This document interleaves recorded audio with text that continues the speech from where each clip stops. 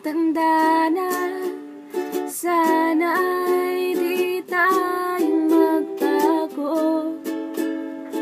Kailanman, nasaan ay ito ang pangarap ko.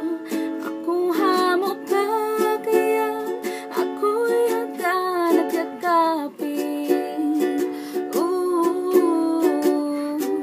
Hanggang sa pagtanda natin, nagtatanong lang sa'yo, ako ba kaya ibigin mo? Kung mabuti na ang buhok ko.